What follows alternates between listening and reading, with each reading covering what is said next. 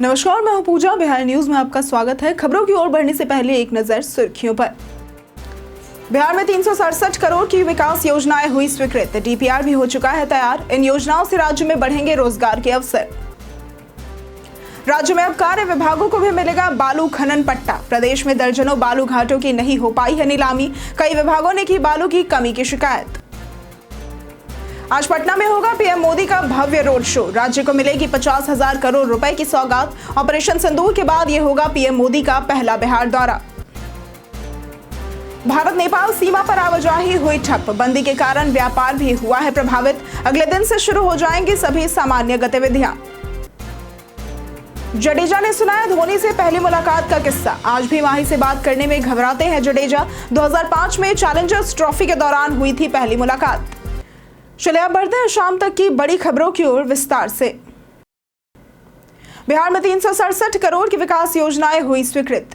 केंद्र सरकार ने बिहार के 20 जिलों में सड़क और पुल निर्माण से जुड़ी 367.94 करोड़ रुपए की योजनाओं को मंजूरी दी है। इनमें बिहार सरकार 153.94 करोड़ खर्च करेगी। उप मुख्यमंत्री सम्राट चौधरी ने बताया कि इन योजनाओं की डीपीआर भी स्वीकृत हो गई है और इससे रोजगार के अवसर बढ़ेंगे। प्रधानमंत्री ग्राम सड़क योजना 3 के तहत अररिया, पटना, पश्चिम चंपारण सहित 20 जिलों में 33.65 किलोमीटर ग्रामीण सड़क और 103 पुल यानी कि कुल लंबाई 3,891.71 मीटर के बनाए जाएंगे। रामनगर में 268.32 मीटर लंबे पुल को 23.60 करोड़ की स्वीकृति मिली है। ये परियोजनाएं गांवों को शहरों से जोड़ने, शिक्षा, स्वास्थ्य और कृषि सुविधाओं की पहुंच आसान करने की दिशा में एक अहम कदम है। बिहार में हर 10,000 सोलर लाइट पर बनेगा एक सर्विस स्टेशन। बिहार में अब तक 6.48 लाख सोलर स्ट्रीट लाइट लग चुकी हैं। इनके रखरखाव के लिए हर 10,000 लाइट पर एक सर्विस स्टेशन बनाया जाएगा। पंचायती राज विभाग की बैठक में निर्णय लिया गया है कि लापरवाही बरतने वाली एजेंसियों पर कार्रवाई होगी। राज्यों के सभी ग्राम पंचायतों में संचालित आरटीपीएस केंद्रों में अब तक 12.19 लाख आवेदन मिले हैं, जिनमें से 11.51 लाख का निष्पादन हुआ है। जिन 255 पंचायतों में भवन के लिए जमीन नहीं मिली, वहां जल्द जमीन उपलब्ध कराने के निर्देश दिए गए हैं। जल जीवन हरियाली अभियान के तहत 25,286 कुओं का जीर्णोद्धार व 18,561 सोख्तों का निर्माण हो चुका है। लंबित न्यायिक वादों और उपयोगिता प्रमाण पत्रों की भी समीक्षा हुई। बिहार बीएड परीक्षा 2025 के लिए आंसर की हुई जारी।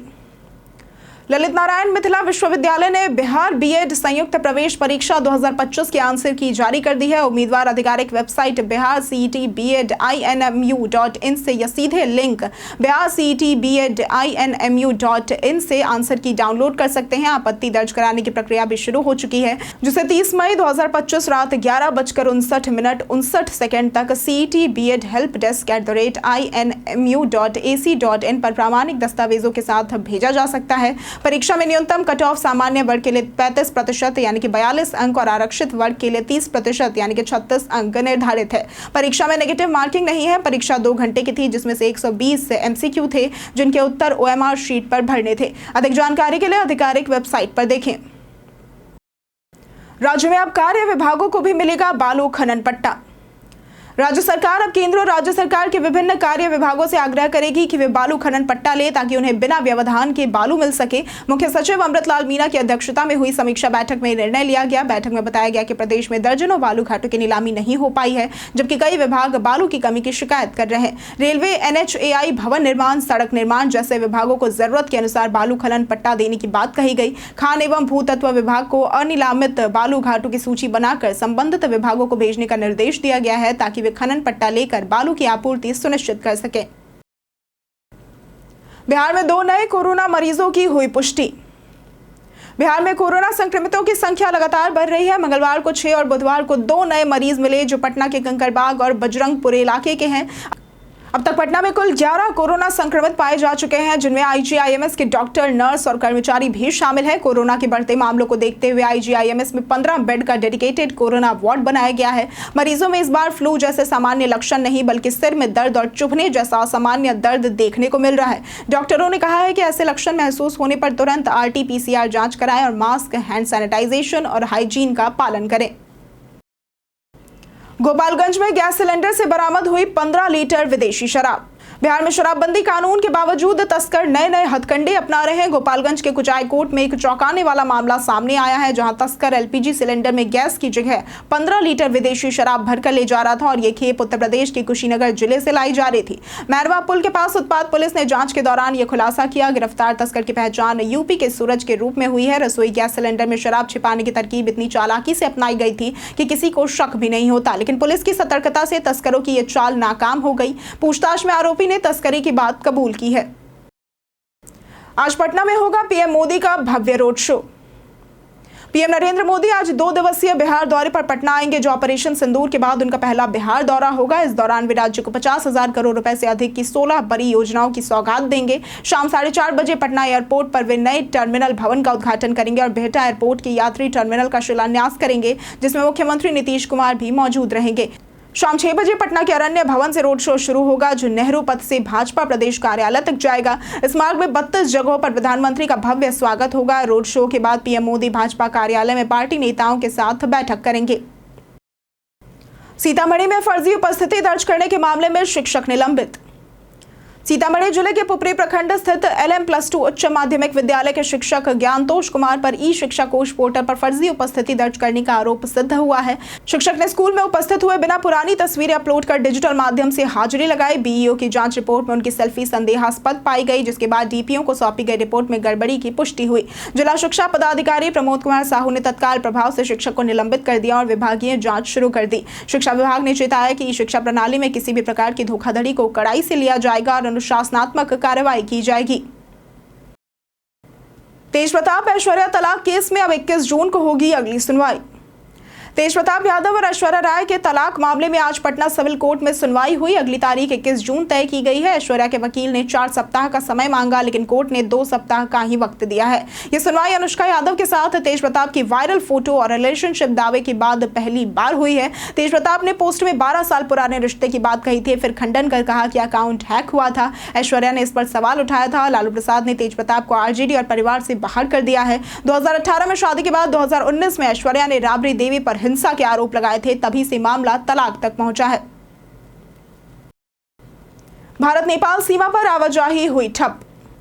नेपाल सरकार ने अपने बजट दिवस पर सभी भंसार कार्यालय एक दिन के लिए बंद कर दिए, जिससे भारत नेपाल सीमा पर भारतीय वाहनों की आवाजाही पूरी तरह से ठप हो गई है। इससे सीमा पर लंबी कतारें लग गई और भारतीय व्यापारियों व पर्यटकों को भारी असुविधा हुई है। बंदी के कारण आवश्यक कस्टम औपचारिकताएं नहीं हो पा रही, जिससे व्यापार प्रभावित हुआ है। नेपाल के इस कदम से दोनों देशों के ऐतिहासिक और आर्थिक रिश्तों पर असर पड़ सकता है। सीमा पर तैनात अधिकारियों ने बताया कि बंदी एक दिन की है और अगले दिन फिर से सामान्य गतिविधियां शुरू हो जाएंगी। भारत नेपाल सीमा खुली होने के बावजूद वाहनों के लिए भंसार शुल्क और रोड परमिट जरूरी है, जिनमें हाल ही में बढ़ोतरी हुई है। ये बंदी व्यापारियों और स्थानीय लोगों में निराशा पैदा कर रही है।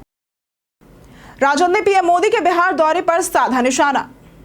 प्रधानमंत्री नरेंद्र मोदी गुरुवार यानी कि आज 2 दिवसीय बिहार दौरे पर पटना आएंगे, जहां वे नए एयरपोर्ट टर्मिनल का उद्घाटन सहित कई परियोजनाओं की सौगात देंगे। इस दौरे को लेकर जहां बीजेपी और जदयू तैयारियों में जुटी है, तो वहीं राजद ने इसे चुनावी राजनीति से जोड़ा है। राजद प्रवक्ता चित्तरंजन गगन ने सवाल उठाया कि पीएम मोदी को बिहार की याद सिर्फ चुनाव के वक्त ही क्यों आती है। उन्होंने पूछा कि पिछली घोषणाओं का क्या हुआ और 11 सालों में बिहार को क्या मिला। इसके साथ ही विशेष राज्य का दर्जा, स्पेशल पैकेज और पटना विश्वविद्यालय को केंद्रीय दर्जा देने की मांग को लेकर भी सवाल उठाए गए। राजद ने आरोप लगाया कि पीएम ने बिहार की उपेक्षा की है।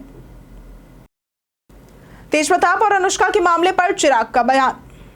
तेज प्रताप यादव और अनुष्का यादव के रिश्ते को लेकर बिहार की राजनीति में हलचल का माहौल है। तेज प्रताप पहले से शादीशुदा है और उनकी पत्नी ऐश्वर्या से तलाक का मामला कोर्ट में लंबित है। हाल ही में तेज प्रताप की अनुष्का संग इजहार इश्क की तस्वीर वायरल हुई। इस पर चिराग पासवान ने कहा कि यह पारिवारिक मामला है और किसी बेटी के साथ अन्याय नहीं होना चाहिए। तेज प्रताप ने खुद बताया था कि वो 12 साल से अनुष्का के साथ है, जिसके बाद लालू यादव ने उन्हें परिवार और पार्टी से निकाल दिया था। ऐश्वर्या ने पूरे मामले को एक ड्रामा बताया है। वहीं पीएम मोदी के दौरे पर चिराग ने कहा कि मोदी सरकार बिहार के विकास को लेकर गंभीर और प्रतिबद्ध है।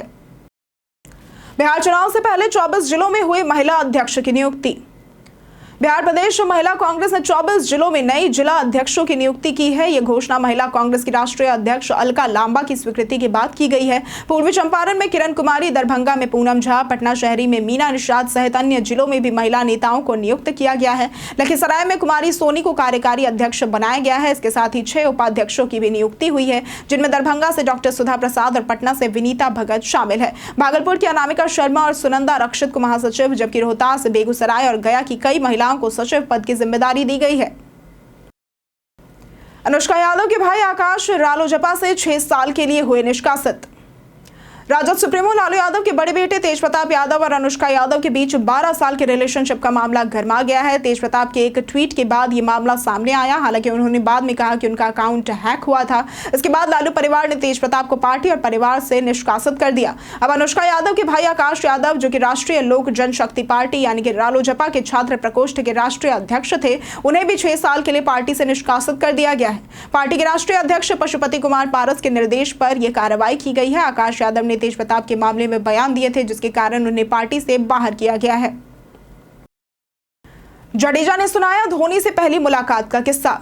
चेन्नई सुपर किंग्स के ऑलराउंडर रविंद्र जडेजा ने रविचंद्रन अश्विन के यूट्यूब शो कुट्टी स्टोरीज में एमएस धोनी से अपनी पहली मुलाकात का किस्सा साझा किया। 2005 में चैलेंजर्स ट्रॉफी के दौरान चेन्नई में दोनों पहली बार मिले थे। जडेजा ने बताया कि वो फ्लाइट में धोनी से मिलने में झिझक रहे थे और आज भी माही के मूड के हिसाब से बात करने में वे घबराते हैं। उन्होंने याद किया कि कैसे एक बार होटल जाते समय धोनी का फोन सीट के नीचे छूट गया, जिससे देरी हुई और जडेजा चुपचाप निकल लिए। जडेजा ने धोनी को हमेशा आदर से देखा है। इस बीच सीएसके ने आईपीएल 2025 में बेहद खराब प्रदर्शन किया और पॉइंट्स टेबल में आखिरी स्थान पर रही। बीते दिन हमारे द्वारा पूछे गए सवाल का जवाब आप लोगों में से बहुत लोगों ने हमारे कमेंट सेक्शन में लिख कर दिया है। जिन्होंने हमारे द्वारा पूछे गए सवाल का जवाब दिया है उनके नाम है मुन्ना कुमार, मनोज दास, दीपक कुमार, संजय कुमार, परवेज आलम, अर्जुन राम, नौशाद रजा, वीरेंद्र कुमार, खुशी शर्मा, जितेंद्र ठाकुर, राजकिशोर महतो, विजय सिंह, संजीव कुमार, रंजीत मिश्रा, नरेंद्र कुमार, मुस्कान शर्मा, रवि मोहन वर्मा, राकेश मिश्रा, अंजलि कुमारी गुप्ता और अमित कुमार। इसके साथ बढ़ते हैं आज के सवाल की ओर। आज का सवाल है, आपके क्षेत्र के सरकारी अस्पतालों की क्या स्थिति है? आप अपना जवाब हमें हमारे कमेंट सेक्शन में लिखकर जरूर बताएं। आज के लिए सिर्फ इतना ही। बिहार की तमाम खबरों के साथ बने रहने के लिए देखते रहें बिहारी न्यूज। और साथ ही अगर आप यूट्यूब चैनल पर देख रहे हैं तो चैनल को सब्सक्राइब करें और अगर आप फेसबुक पेज पर देख रहे हैं तो लाइक और फॉलो जरूर करें।